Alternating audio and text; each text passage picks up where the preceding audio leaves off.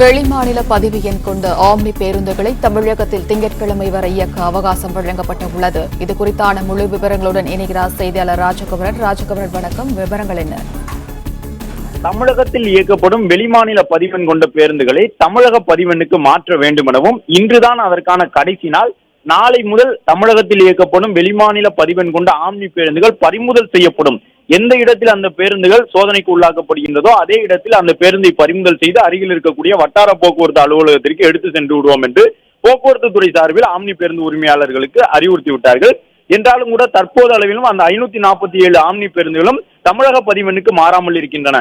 இந்த நிலையில் தான் இன்று நடைபெற்ற பேச்சுவார்த்தையின் பொழுது, அதாவது திங்கட்கிழமை வரை பக்ரீத் பண்டிகைக்கான விடுமுறை வரை சென்னையிலிருந்து செல்வதற்காக 20,000க்கும் மேற்பட்ட பயணிகள் ஆம்னி பேருந்துகளில் முன்பதிவு செய்திருக்கக்கூடிய சூழ்நிலையில் இன்று நள்ளிரவு முதல் சோதனைக்கு உள்ளாக்கப்பட்டால் ஆம்னி பேருந்துகளில் பதிவு செய்திருக்கக்கூடிய பயணிகள் பாதிக்கப்படுவார்கள் என்ற ஒரு கோரிக்கையினை ஆம்னி பேருந்து உரிமையாளர்கள் முன்வைத்தார்கள்.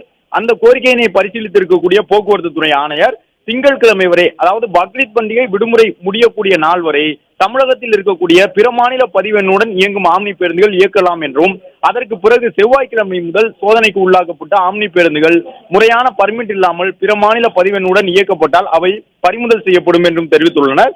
எனவே இன்று இரவு முதல் 20,000க்கும் மேற்பட்ட பயணிகள் பிற மாநில பதிவெண் கொண்ட பேருந்துகளில் முன்பதிவு செய்து பயணிக்க முடியுமா என்ற அச்சத்தில் இருந்த நிலையில் பொதுமக்களின் நலன் கருதி பயணிகளுக்காக இந்த சலுகை வழங்கப்பட்டிருப்பதாகவும், திங்கட்கிழமைக்கு மேலே பிற மாநில பதிவெண்ணுடன் பேருந்துகளை இயக்கினால் கட்டாயம் பறிமுதல் செய்வோம் என்ற தகவலையும் போக்குவரத்து துறை அதிகாரிகள் தெரிவித்துள்ளனர்.